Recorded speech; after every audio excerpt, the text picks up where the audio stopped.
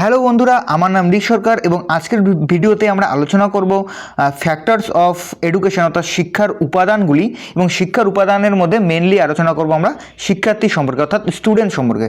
তো শিক্ষার তোমাদের যে চ্যাপ্টারটা রয়েছে শিক্ষার উপাদান, সেই চ্যাপ্টারের মধ্যে বিভিন্ন উপাদানগুলিকে আলোচনা করা হয়েছে। সেটা হচ্ছে শিক্ষার্থী, শিক্ষক, পরিবেশ এবং পাঠ্যক্রম। ওকে, তো এই কয়েকটা উপাদান। এখানে উপাদান বলতে বোঝানো হয় যে শিক্ষা ব্যবস্থার মেনলি কোনগুলো বিষয় দিয়ে তৈরি, মানে অ্যাকচুয়ালি কারা রয়েছে শিক্ষার মধ্যে, কাদের নিয়ে আমাদের এত আয়োজন, কাদের নিয়ে এত আলোচনা। তো সেই বিষয়গুলো হচ্ছে শিক্ষার উপাদান। তার মধ্যে মেইনলি হচ্ছে শিক্ষার্থী, তাই তো। তো এই যে শিক্ষার্থী ব্যাপারটা, মানে শিক্ষার্থীরা কেমন, এবং আমরা যেহেতু শিক্ষার্থীদের পড়াবো, হ্যাঁ, তাদেরকে নিয়েই শিক্ষা ব্যবস্থা, তাদেরকে নিয়েই পাঠ্যক্রম, সমস্ত কিছু তাদেরকে নিয়েই। সেই জন্য আমাদের তো শিক্ষার্থীকে বুঝতে হবে, স্টুডেন্টকে বুঝতে হবে। তো তার জন্য তার বায়োলজিটাকে আমাদের জানতে হবে, তার শিক্ষার্থীদের মনোভাব কীরকম, কী প্রকৃতি, এই সমস্ত কিছু। তো তাদের যে বিভিন্ন বিচার বুদ্ধি চিন্তা, হ্যাঁ, তাদের মধ্যে যে ইন্ডিভিজুয়াল ডিফারেন্স, এই বিষয়গুলোকে তো বুঝতে হবে। তার জন্য আমাদের শিক্ষার্থীকে বুঝতে হবে। তো এই জন্যই আমাদের আজকের এই আলোচনা। চলো শুরু করা যাক। ওকে, তো দেখো, আমরা জানবো যে শিক্ষার্থী আমাদের শিক্ষা ব্যবস্থার একটা উপাদান, অর্থাৎ শিক্ষার একটা গুরুত্বপূর্ণ উপাদান হচ্ছে শিক্ষার্থী। তো শিক্ষার্থীদের মেইনলি আমরা যদি লক্ষ্য করি, তাহলে তোমরা লক্ষ্য করবে তোমাদের বন্ধু বান্ধবদের মধ্যেই তোমরা লক্ষ্য করবে, দেখবে যে তোমারই যতগুলো বন্ধু রয়েছে সবাই একে অপরের থেকে ডিফারেন্ট। কীরকমভাবে? দেহের আকৃতি হোক, দেহের বর্ণ গঠন আকার আয়তন দিক থেকেই হোক, আর তাদের চিন্তা চেতনা ধ্যান ধারণা সমস্ত দিক থেকেই দেখবে প্রত্যেকটা বন্ধু তোমাদের প্রত্যেক বন্ধুর থেকে আলাদা। একটু লক্ষ্য করে বুঝবে। দেখো এখানে যে ছবিটা রয়েছে, এই বাচ্চাটা এবং প্রত্যেকটা অন্যান্য যে বাচ্চাগুলো রয়েছে, এগুলো সবার থেকেই এক একজন এক এক রকম আলাদা আলাদা। তো এই যে বিষয়টা, যে শিক্ষার্থীদের মধ্যে ইন্ডিভিজুয়াল ডিফারেন্স, এবং এই যে ইন্ডিভিজুয়াল ডিফারেন্সটা কোথা থেকে আসলো, তারা যে একে অপরের এত আলাদা কেন, সেই বিষয়টা আমরা একটু জানার চেষ্টা করি। যে প্রত্যেক শিশুই কি বিভিন্ন বৈশিষ্ট্যগুলো নিয়ে জন্মায় এবং বয়স বাড়ার সঙ্গে সঙ্গে সেই বৈশিষ্ট্য ও সম্ভাবনাগুলি বিকশিত হয়। তবে এই বিকাশের ধারা প্রতিটি শিশুর ক্ষেত্রে পৃথক। তো যে কারণ কি, প্রত্যেকটি শিশুর মধ্যে ব্যক্তিগত পার্থক্য লক্ষ্য করা যায়, এবং এই যে ব্যক্তিগত যে বৈষম্য রয়েছে প্রত্যেকটা শিশুর মধ্যে, একজন শিশুর থেকে আরেকজন শিশু একদমই আলাদা। এমনকি তারা যদি যমজও হয়, তারা দেখতে একরকম হলেও তাদের হয়তোবা মানসিক দিক থেকে, তাদের চিন্তা চেতনা ধ্যান ধারণার দিক থেকে কিন্তু অনেকটাই আলাদা হয়ে থাকে। তো এই যে অনেকেই বলে যে কি, শিক্ষার মাধ্যমে শিশুর বংশগতি ও পরিবেশের মধ্যে মিথস্ক্রিয়া ঘটে, এবং বংশগতিগণ মনে করেন কি শিশুর বিকাশের জন্য বংশগতির ভূমিকা গুরুত্বপূর্ণ, আর পরিবেশবিদগণ মনে করেন যে শিশুর বিকাশের জন্য পরিবেশের ভূমিকা মুখ্য। কিন্তু আংশিক শিক্ষাবিদগণ মনে করেন শিশুর বিকাশের জন্য বংশধারা পরিবেশ উভয়ই গুরুত্বপূর্ণ। এখানে আমরা দুটো জিনিস আলোচনা করলাম। সেই দুটো বিষয় কি, একটা হচ্ছে বংশগতি, ওকে, আর একটা হচ্ছে পরিবেশ। তো এই যে বংশগতি এবং এই যে পরিবেশ, দুটো আলাদা আলাদা কম্পোনেন্ট। এই দুটো কম্পোনেন্ট কি, এই বিষয়টা সম্পর্কে আমরা জানবো। তো চলো জানা যাক। দেখো, বংশগতি বা এই কম্পোনেন্ট বলতে কি বোঝানো হয়, তোমরা যদি বিভিন্ন হলিউডের ফিল্মগুলো দেখে থাকো, তাহলে দেখবে যে এই যে ছবিটা দিয়েছি আমরা, এটা কিসের ছবি দিয়েছি? এটা হচ্ছে ডিএনএর ছবি। ওকে, অর্থাৎ তোমরা যদি হলিউডের স্পাইডারম্যান দেখো বা বিভিন্ন হলিউডের বইগুলো দেখো, যেখানে বায়োলজিক্যাল বিভিন্ন চেঞ্জ করা হয়, হ্যাঁ, সুপারম্যান তৈরি করা হয়, যে তাদের মধ্যে কি ডিএনএর পরিবর্তন করা হয়। অ্যাকচুয়ালি ডিএনএ যদি পরিবর্তন করা হয়, তাহলে মানুষের মধ্যে বা যে কোনো জীবের মধ্যে কী হয়, বিভিন্ন পরিবর্তন আসে। তো এই ডিএনএটা অ্যাকচুয়ালি কী, এবং ডিএনএটা কী করে শিক্ষার্থীদের বিভিন্ন বৈশিষ্ট্য নির্ধারণ করে, সেটা আমরা জানি। তো শিক্ষার্থী ও বংশগতি বলা হয়েছে, সেটা হচ্ছে কি, প্রত্যেকটি শিক্ষার্থী তথা শিশুর বিকাশের ক্ষেত্রে একটি উল্লেখযোগ্য বিষয় হলো বংশগতি বা বংশধারা। যে প্রক্রিয়ায় পিতামাতার চারিত্রিক গুণাবলী বংশ পরম্পরায় সন্তান সন্ততির মধ্যে সঞ্চালিত হয়, তাকে বংশগতি বলে। অর্থাৎ সুপ্রজনন বিদ্যা থেকে জানা যায় বংশগতির একক হলো জিন। অর্থাৎ জিন কি, জিন হচ্ছে ডিএনএ দ্বারা গঠিত। এই যে বললাম, এই যে ছবিটা, এটা হচ্ছে জিন বা DNA, deoxy ribo nucleic acid.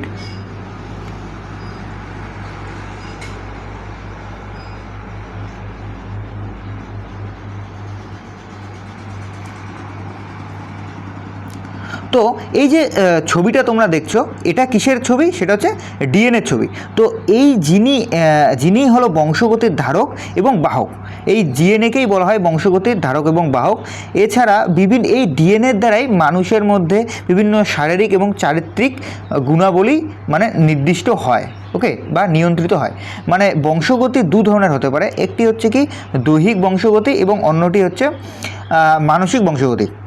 শিশুর দেহের আকৃতি, রং, দেহের গঠন ইত্যাদি যে বৈশিষ্ট্যগুলি পূর্বপুরুষের কাছ থেকে পায় তা হলো দৈহিক বংশগতি। আর শিশুর প্রবৃত্তি, প্রক্ষোভ, চিন্তা শক্তি ইত্যাদি যে মানসিক বৈশিষ্ট্যগুলি যা পূর্বপুরুষের কাছ থেকে পায় সেগুলোকে বলে মানসিক বংশগতি। পূর্বপুরুষ বলতে শুধু পিতামাতাকে বোঝায় না, দূরের কাছে সকল পূর্বপুরুষকে বোঝায়। মানে হচ্ছে যে এই যে আমরা অনেক সময় বলে থাকি যে সেই শিশুটা বা সেই বাচ্চাটা কার মতো হয়েছে? তার বাবার মতো হয়েছে বা তার মায়ের মতো হয়েছে। কেন আমরা বলে থাকি? তার কারণ হচ্ছে এই যে ডিএনএর জন্য কিন্তু এটা হয়ে থাকে যে একটা শিশু তার বাবার মতো হয়েছে বা তার মার মতো দেখতে হয়েছে, ঠিক আছে। তো এছাড়াও দেখবে বিভিন্ন লোকের যে শারীরিক তো হলোই, এবং মানসিক বৈশিষ্ট্যগুলো কিন্তু তার বাবা মার মতনই হয়ে থাকে। তার বাবা মা যেরকম বা তার পরিবারের অন্যান্য সদস্যরা যেরকম সেও সেই রকমই হয়ে থাকে। তো এই যে মানসিক বৈশিষ্ট্য এবং শারীরিক বৈশিষ্ট্য সমস্তটাই তার বাবা মার কাছ থেকে এসেছে। এই বিষয়টাই হচ্ছে তোমার বংশগতি। তাই মানে এই যে চিন্তা, বুদ্ধি, সমস্ত বিষয়, হ্যাঁ, তার চিন্তা করার প্রসেস, ঠিক আছে, এবং সে তার ব্যবহার, ঠিক আছে, এই যে বিষয়গুলো, ঠিক আছে, তার মধ্যে যে প্রক্ষোভ, ইমোশন, আবেগ, অনুভূতিগুলো, এগুলো কিন্তু সে বংশগতির মাধ্যমে নিজের বাবা মার মধ্য থেকে ডিএনএর মধ্য দিয়ে সে পরবর্তী প্রজন্মরা পেয়ে থাকে। তো বোঝা গেল যে বংশগতি বিষয়টা কী এবং বংশগতি কী করে শিক্ষার্থীদের বিভিন্ন যে বৈশিষ্ট্যগুলো রয়েছে সেই বৈশিষ্ট্যগুলোকে নির্ধারণ করে এবং সেই বৈশিষ্ট্যগুলোকে এমনকি নিয়ন্ত্রণও করে। এবার আমরা জানবো যে শুধুমাত্র যে বংশগতি একটা শিশুকে তার বৈশিষ্ট্যগুলো দেয় না, তার সঙ্গে সঙ্গে পরিবেশও নির্ভর করে।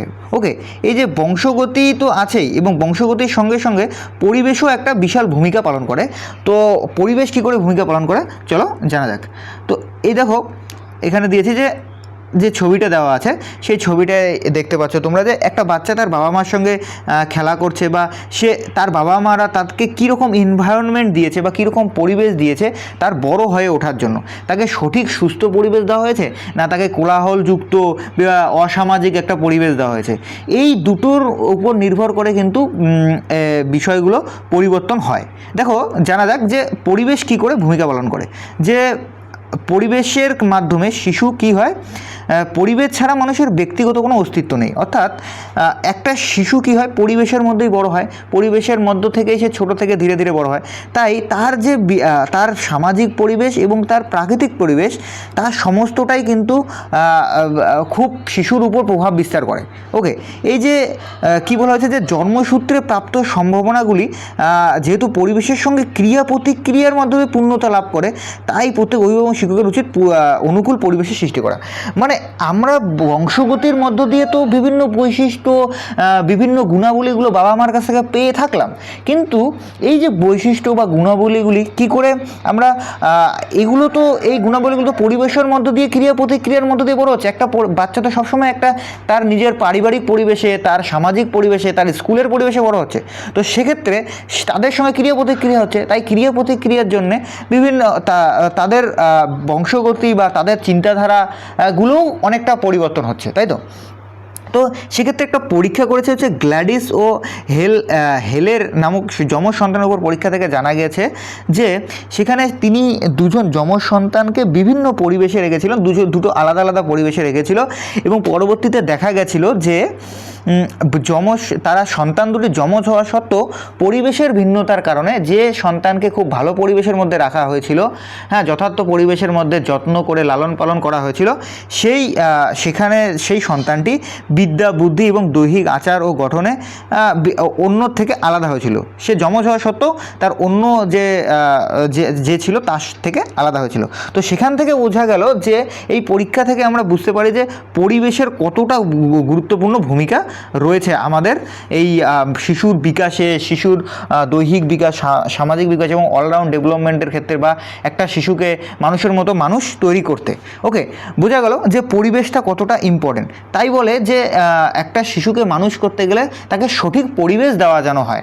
ওটা বলে না যে সৎসঙ্গে স্বর্গবাস, অসৎ সঙ্গে সর্বনাশ। মানে এই যে সৎসঙ্গে স্বর্গবাস মানে কেন বলা হয়, যে সৎ লোকের সঙ্গে বা সৎ যদি সঙ্গের সঙ্গে সে ঘোরাঘুরি করে বা তাদের সঙ্গে ওঠা বসা করে, তাহলে তাদের যে চিন্তা ভাবনা, ধ্যান ধারণা, এগুলোরও পরিবর্তন হয়। তো এই জন্য এই পরিবেশের ভূমিকাটা কিন্তু যেমন বংশগতিটা যেমন খুবই গুরুত্বপূর্ণ, তার সঙ্গে সঙ্গে পরিবেশও গুরুত্বপূর্ণ। ওকে, বোঝা গেল। তো এবার আমরা জানবো যে আধুনিক শিক্ষায় পরিবেশ এবং বংশগতি কীভাবে ভূমিকা পালন করেছে।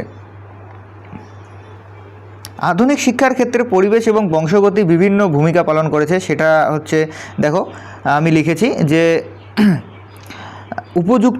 উপযুক্ত শিক্ষার্থী তৈরিতে আধুনিক শিক্ষার বিভিন্ন ভূমিকা। সেটা হচ্ছে বংশধারা ও পরিবেশের মধ্যে যথার্থ অভিযোজনের মাধ্যমে উপযুক্ত শিক্ষার্থী গড়ে তোলা যায়। মানে শুধুমাত্র যে বংশধারা ভালো হলেই হবে না, যে তার বাবা মা খুব গুণাবলী এবং তার বাবা মা খুব ট্যালেন্টেড, তার বাচ্চা কাচ্চাও যে ট্যালেন্টেড হবে তা না। সে যদি অসৎ সঙ্গে অসৎভাবে অন্য বাজে সঙ্গের সঙ্গে ঘোরাঘুরি করে, সে যদি বাজে পরিবেশ পেয়ে থাকে, তাহলে কিন্তু সেই শিশুটা ধীরে ধীরে তার মধ্যে যে গুণাবলীগুলি রয়েছে সেগুলো শেষ হয়ে যাবে এবং সেও খারাপ দিকে বা ওই অসৎ দিকে ধাবিত হবে। তো সেই জন্য বলেছে যে বংশধারাও যেমন প্রয়োজন, তার সঙ্গে সঙ্গে পরিবেশও প্রয়োজন। এই দুইটার যথার্থ অভিযোজনের মধ্য দিয়ে উপযুক্ত শিক্ষার্থী গড়ে তোলা সম্ভব। আরেকটা কি বলেছে, যে জন্মগত দৈহিক বৈশিষ্ট্য ও পরিবেশে যথাযথ মিথস্ক্রিয়ার ফলে শিক্ষার্থীর দৈহিক বিকাশ ঘটে। অর্থাৎ শুধুমাত্র জন্মগত প্রাপ্ত গুণাবলীর মধ্য দিয়েই নয়, যদি শিশুটা পরিবেশের সঙ্গে মেলামেশা না করে, দৌড়াদৌড়ি, খেলাধুলা, বিভিন্ন ফিজিক্যাল অ্যাক্টিভিটি না করে থাকে, তাহলে তার মধ্যে কি বিভিন্ন সেই গুণগুলি আসবে? অবশ্যই আসবে না। তার মধ্যে সেই দৈহিক বৈশিষ্ট্যটা কি সঠিকভাবে হবে? যদিও সে বায়োলজিক্যালি পেয়ে থাকলো তার বাবা মার কাছ থেকে, কিন্তু সে যদি না খেলাধুলা করে, না যদি দৌড়াদৌড়ি করে, ঠিক আছে, তার ফিজিক্যাল অ্যাক্টিভিটিগুলো যদি ঠিকঠাক না হয়, তাহলে তার দৈহিক বিকাশ ঠিকঠাক হবে না। তারপরে দেখবে যে পরিবেশের শিশুরা বিভিন্ন মানসিক বৈশিষ্ট্যগুলি তথা বুদ্ধি, আগ্রহ, প্রবণতা, সৃজনশীলতা ইত্যাদি বিষয়গুলি সক্রিয় করে তোলে, বলে শিক্ষার্থীর মানসিক বিকাশ সম্ভব হয়। মানে এই যে পরিবেশের মধ্য দিয়ে, ক্রিয়া প্রতিক্রিয়ার মধ্য দিয়ে এবং অন্যান্য যে সমস্ত তার পিয়ার্স গ্রুপ রয়েছে, তার দাদা দিদি রয়েছে বা তার পরিবার রয়েছে, তাদের সঙ্গে ক্রিয়া প্রতিক্রিয়ার মধ্য দিয়ে কিন্তু শিক্ষার্থীর মধ্যে বিভিন্ন এই যে যথাযথ বুদ্ধি, ঠিক আছে, এই যে সৃজনশীলতা, এই যে বিষয়গুলো, বিভিন্ন যে গুণাবলীগুলো শিক্ষার্থীর মধ্যে, এগুলো গড়ে ওঠে। তারপর কি বৌদ্ধিক এবং সামাজিক, প্রাক্ষাবিক, নৈতিক এবং আধ্যাত্মিক ইত্যাদি শিক্ষার্থীর সমস্ত ধরনের বিকাশের ক্ষেত্রে বংশধারা পরিবেশের প্রভাব রয়েছে। অর্থাৎ আমরা বলতে পারবো না যে শুধুমাত্র বংশধারাই একাই সমস্তটা কাজ করছে, তাই নয়, তার সঙ্গে সঙ্গে পরিবেশেরও একটা বিশাল গুরুত্ব রয়েছে। এই গুরুত্বের কথা মাথায় রেখে আমাদের শিক্ষা ব্যবস্থার লক্ষ্য, আমাদের শিক্ষা ব্যবস্থার পাঠ্যক্রম, আমাদের শিক্ষকের সেই অনুযায়ী আচার আচরণ, যেমন এখানে দেখো ছবিটাতে দেওয়া আছে, শিক্ষক অন্য শিক্ষার্থীর সঙ্গে ক্রিয়া প্রতিক্রিয়া করছে এবং শিক্ষার্থীর সঙ্গে একটা সঠিক ভাবপূর্ণ মানে ভালো আচরণ গড়ে তুলছে, যত্নশীল একটা আচরণ গড়ে তুলছে।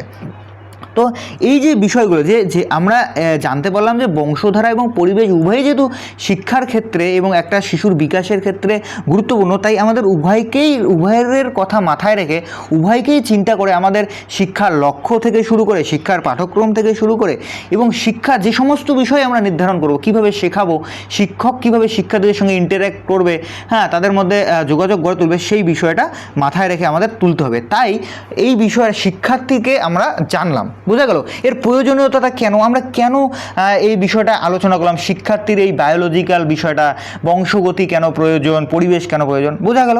তো এটাই হচ্ছে আমাদের মানে শিক্ষার্থী সম্পর্কে আজকের আলোচনা। তো তোমাদের যদি এই ভিডিওটা ভালো লেগে থাকে, অবশ্যই তোমরা আমাদের এই চ্যানেলটিকে সাবস্ক্রাইব করবে। অনেকে ভিডিওটা দেখো কিন্তু চ্যানেলটা সাবস্ক্রাইব করো, অবশ্যই চ্যানেলটাকে তোমরা সাবস্ক্রাইব করো। এবং তোমাদের যদি আমার ক্লাসগুলো ভালো লেগে থাকে, তাহলে তুমি অবশ্যই আমার সাথে পার্সোনালি অনলাইন টিউশন পড়তে পারো। তার জন্য তোমাদের ডেসক্রিপশন বক্সে কন্ট্যাক্ট নাম্বার দিয়ে দেওয়া হবে, তোমরা সেখানে যোগাযোগ করতে পারো। এবং এই চ্যানেলে যে এই ছাত্রবন্ধু একাডেমি চ্যানেলে যে শুধুমাত্র আমার এডুকেশনের ভিডিওই আমি আপলোড করি তা নয়, তার সঙ্গে সঙ্গে অন্যান্য ভিডিওগুলো আপলোড করা হয়, যেমন ফিলোসফি, হ্যাঁ, তারপর পলিটিক্যাল সায়েন্স এবং হিস্ট্রি, সমস্ত এই সমস্ত সাবজেক্টগুলো আলোচনা করা হয়। সেটা তো তোমরা ওগুলোও ফলো করতে পারো। তো আজকের জন্য এইটুকুই, দেখা হচ্ছে পরের ভিডিওতে। Take care, by.